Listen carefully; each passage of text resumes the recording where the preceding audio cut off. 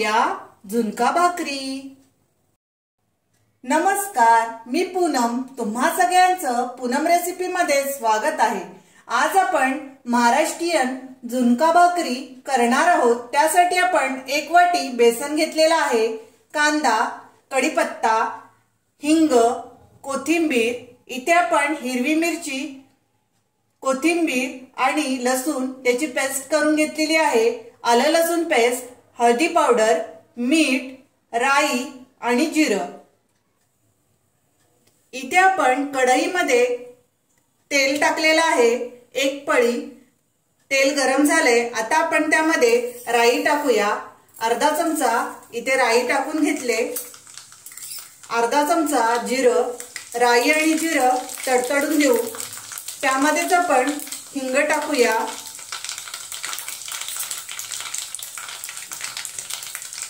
पाव चमचा हिंग टाकलेला आहे।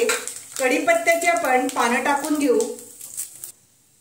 इथे आपण कांदा टाकूया, 2 आपण मीडियम आकाराचे कांदे घेतलेले आहे, बारीक कापून घ्यायचा कांदा। कांदा आपण 2 मिनिटं परतून घेऊ।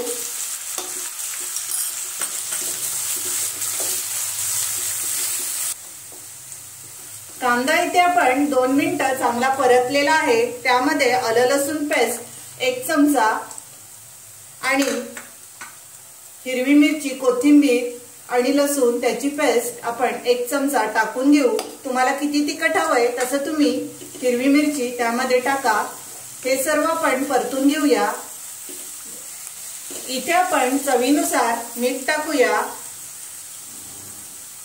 मीठ टाकून घेतलेला आहे। त्यामध्येच आपण हळदी पावडर टाकून घेऊ, अर्धा चमचा हळदी पावडर, आणि हे आपण सर्व परतून घेऊया।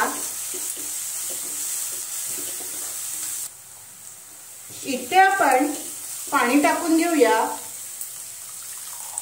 1 वाटी आपण पाणी टाकून घेतलेलं आहे, 1 वाटी आपण बेसन घेतलेलं आहे।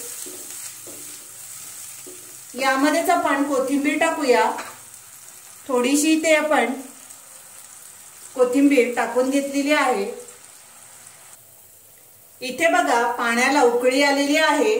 आता आपण त्यामध्ये बेसन ऍड करूया, थोडं थोडं बेसन टाकून आपण इथे मिक्स करायचं आहे, गुठली होऊन द्यायची नाही पिठाची, आणि आपण सर्व मिक्स करून घेऊ। इथे आपण बेसन टाकून सर्व मिक्स करून घेतलेलं आहे। आता आपण झाकण देऊया आणि 1-5 मिनिटं चांगली वाफ काढून घेऊ। इथे आपली 5 मिनिटं चांगली वाफ काढून घेतलेली आहे। आपण आता कोथिंबीर टाकून घेऊ।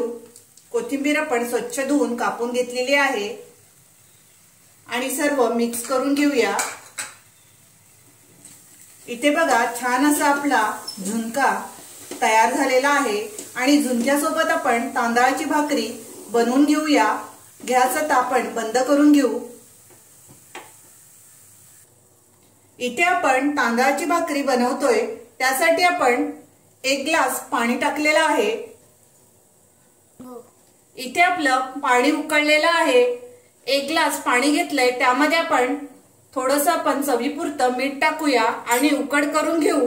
तांदळाचं पीठ आपण त्यामध्ये थोडं थोडं टाकून घेऊया। तांदळाची भाकरी खूप छान लागते झुणक्याबरोबर। आपण उकड काढून घेऊ, थोडं थोडं पीठ आपण त्यामध्ये टाकायचं आहे। इथे आपण उकड काढून परातात घेतलेली आहे। परातीमध्ये आपण पीठ थोडंसं गार होऊन दिले आणि आपण हाताला पाणी लावून पीठ आपण मळून घेऊ। इथे आपण पीठ मळून घेतलेलं आहे आणि गोळे करून घेतलेले आहेत। आपण आता भाकरी थापून घेऊया।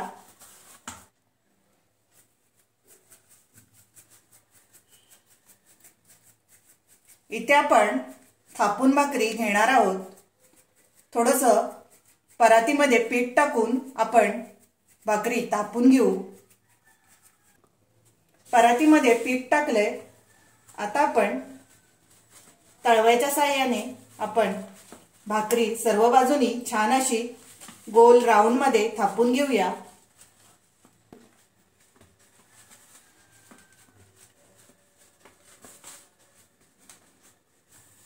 इथे आपण लोखंडी तवा भाकरीसाठी शेकवण्यासाठी आपण गरम करायला ठेवलेला आहे। त्यामध्ये आपण थोडंसं तेल लावून घेतले, भाकरी टाकून घेऊया। वरून आपण पाणी लावून घेऊ